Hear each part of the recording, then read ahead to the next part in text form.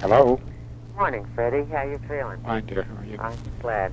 Because I spoke to Jeff last night, and I spoke to Mildred right afterwards, and I'm terribly sorry. I know that you're uptight, and he is, and I am, and everybody else. Well, I'm very upset, Perry. Yes. Because, you see, the thing that's upsetting me is that Bernie and Dennis, you see, they've come to the conclusion that this transcript is going to be a money-making scheme. I don't go along with that. I'm perfectly willing to let them do whatever they want. But if they think they're going to throw me a curve from the point of view of what I want to do with it, I refute that completely. And I told Dennis last night I'm not going to let them get away with it. Because I don't go along with that idea at all. For them to just outwardly tell Jeff that he can't give me a copy of the transcript because somebody's going to court-martial him is a lot of nonsense, and I know it, and they know it. Well, I don't know what the technicalities are, Freddie. You know, I really don't. First of all, nobody has given an order to Jeff that he cannot release that transcript. I have...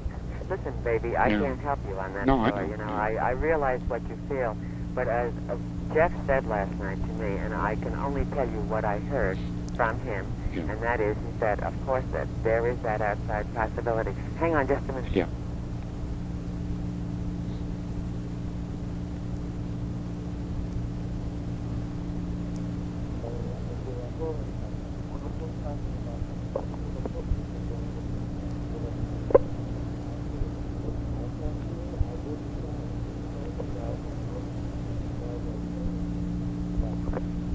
Sorry.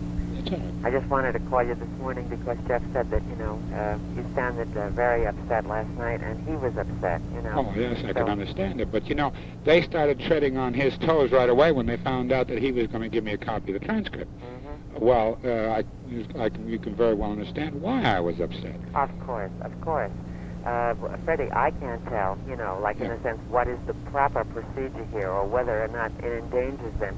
In other words, it seems to me that until the thing is, in a sense, terminated and some decision is handed down, that perhaps what he says is correct. I mean, what Bernie and what's-his-name say, you know, Dennis.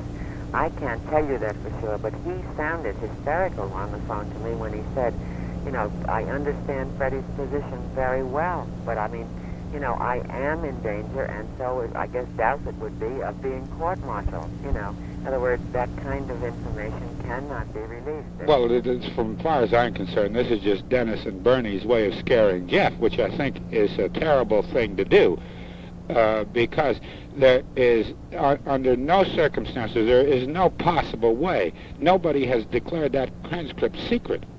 It's not a secret document. Except that, you see, the only reason why I suggested it's not secret, I mean, it can't contain a secret forever and ever. But I think... Yes, but what are we going to do? Wait until this whole thing has gotten to be so that it's too late to do anything? I mean, you know... Freddie, I understand what you're saying. Please understand that, okay? I'm on your side, you know? All I suggest to you is that if Colonel Rock, say, for instance, you know, apologized right in the courtroom and said, please have Mr. Kasab understand that I fully understand his feelings, you know? Yeah, but that doesn't do me any good, Perry. Freddie, I understand that, all right? Yeah. I mean, like, nothing is doing any of us any good right now, really, all right? I mean, the thing is, you're not alone in that feeling. Everybody wants action. We want to get the real killers, all right? By the same token, at this particular moment, perhaps is not the time when the transcript essentially can be freed. Well, I'll tell you this, Perry. After speaking to Dennis last night, Dennis made a flat statement that next Thursday I would have the transcript. Now, I'm going to sort of sit and wait till next Thursday. That's all I can do anyway. But I mean to keep him to his word that he delivers a copy of that transcript to me here next Thursday. I don't care what happens. Freddie, you know, it's just, I know how, listen, it's agony. Like Dave and I were up talking until 2 o'clock in the morning, and he started revealing, you know, the state of mind that he's been in, you know? I mean, like he has never really broken down and talked about it. And we have all shared our own private agonies, you know? And we understand that very well. Now, I don't know whether you've seen Mildred this morning or not, but I talked at, you know, some... Well, I was awake when you spoke to her last night. I was just lying in bed, that's all. I didn't sleep last night. Well, I'm really sorry. You know, I understand how you feel. You know, I mean, I myself have taken plenty of good slugs of scotch before I can get the old sleep, you know. The point is that I am 100% with you. I am infuriated at the way that the investigation took place, you know. Yeah. But I do only suggest one thing, that right now he is still in the grip of the Army.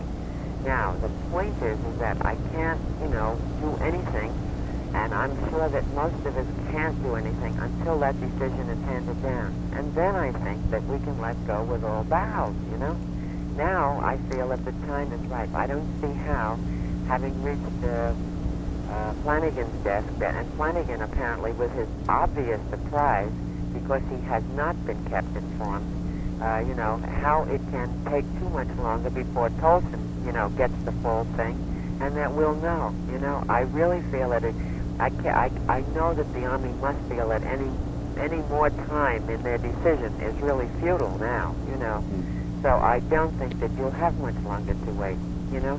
And if Dennis made that statement, and I don't know how he can make that kind of statement, but I'm sure that he's basing it on something that's probably been told him, but I don't know that, because I haven't spoken to that man since last August, I think, you know.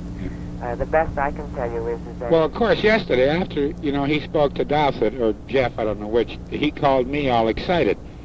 And, of course, the thing that was prime in his mind was the financial aspect of the whole thing, which disinterested me completely. I can well understand it from Jeff's point of view because of, you know, lawyers' bills and all that. And it's like I said to Jeff, I was setting the thing up, and that that aspect of the thing was up to him and the lawyers, and they could talk to look about that I wasn't interested in that aspect at all. But I just didn't like Dennis's attitude on the thing because of the fact that it's the last thing in my mind. Yeah, well, listen, let me tell you, baby, I don't like Dennis's attitude most times anyway, you know. I mean, he's just not... He hasn't the caliber that Siegel has, you know, and I think that maybe Siegel himself, you know, began to realize the flaw in his partner during this pre-trial hearing. Well, I put a call through to Bernie last night, but he never called back. So. Well, Bernie, is, from what Jeff said, is not really feeling very well. Now, I said to Jeff, is it anything serious? And he said no. He didn't discuss it too thoroughly with him, but he thinks he's got the bad, like a flu bug, you know? So I have a feeling that he'll be protected from phone calls a little bit by his wife because of the fact that he said he sounded quite ill on the phone, you know? So I have a feeling that that's just a very human thing that's happening to him right now, you know? But, Freddy, all I can tell you is that I said to Mildred last night, I apologize because I did say... Well, you don't have to apologize. No, I mean about... when I was going that day and you called, I was really... that's nothing. By the way, if you ever really want, you know, just to have a new scene, unless you've already seen it, visit Cape Cod. I haven't been up there in years. Oh, it's beautiful. You know, Freddie, it's like you take a little bit of Southampton, but expand it a little, you know. I saw Hyannisport, where the Kennedy compound is, and we had dinner at the yacht club, and it was really very pleasant. I saw Provincetown. And, you know, I tell you, the change of scene was good because you do, at least you get some surcease, you know, from the thinking processes. You know, you need some relief, baby. Yeah. You know? I mean, you just got to think about something else once in a while, you know? Pretty hard. Look, I know, but you're a very precious guy, and you can't go on like this, you know? Now, why... in hell, don't you and Mildred get into the car and just take a scenic view somewhere or a trip and enjoy a few days? It really refreshed me, you know? Now, I'm right back and caught up in the same thing again, I must tell you. But at least it gives you stamina, you know? Yeah. And you got to get some stamina, Fred. You know? I know you've been really in there pitching and suffering and working hard and taking care and being so beautiful. Now, you got to take care of yourself. I'm sincere about that. No, I know you are, Barry. Right. You know, this thing get a little bit beyond me, you know. Freddy, listen. Sometimes I said to my, I had a principal by the name of Mr. Fenner, and he stopped in. He's now the head of, he takes care of all personnel, you know. And so he's up at the administrative level, and he sat here for 2 hours with me yesterday talking about the case. And he says to me, I don't know how you stay sane. I said, listen, Mr. Fenham, you have in your employ, right now, a woman who sometimes doesn't feel sane, Yeah. It isn't easy.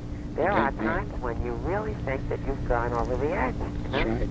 And I understand that feeling very well, and it's bewildering and frustrating, and I don't know where to turn. Sometimes I drive along in the car, and I think, what the hell is this sense? Is there any order out of this goddamn chaos, I know what you mean. So, it hits all of us, Freddy. Yeah. But the best I can say is that out there in the world, there are a few things that you might still be able to get out and enjoy a little, and I think that you owe it to yourself, In other words, you are a human being and a most important one.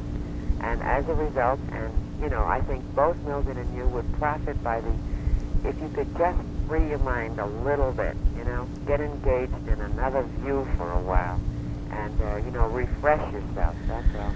Well, of course, that's the old saying, it's easier said than done. I understand that very well. Freddie, I do. I think the thing that helped was the fact, though, that it wasn't even just the place that made the difference. I'd reach out and, go and see some friend you haven't seen in a long time. You'll be